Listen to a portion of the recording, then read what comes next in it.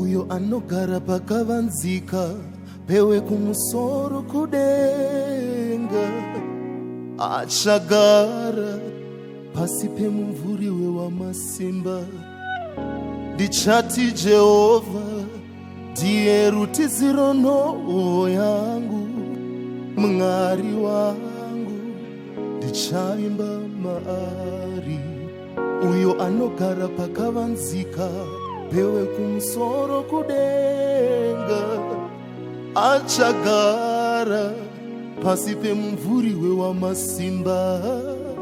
Ndichati Jehovha ndiye rutiziro nhoo yangu, Mwari wangu ndichavimba maari.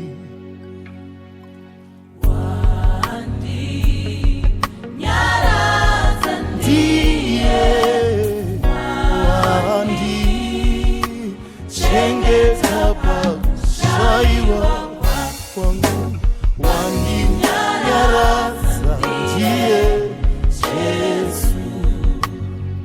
Wandinyaradza ndiye chengeta pakushaiwa kwangu, wandinyaradza ndiye Jesu. Akati ndichadana kwari iye achandipindura, akati anenge aneni mumatambudziko, akati achandikwira uye ndomuremekedzano.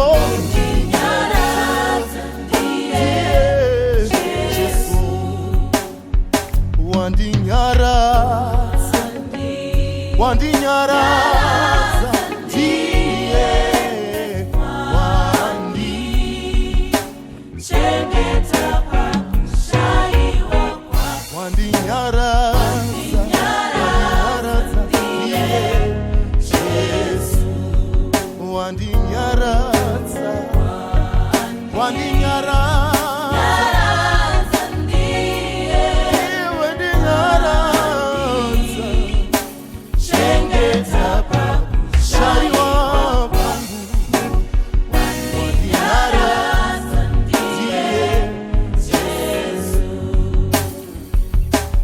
akandipisa mumatope, akandishamba nemvura dzeshoko.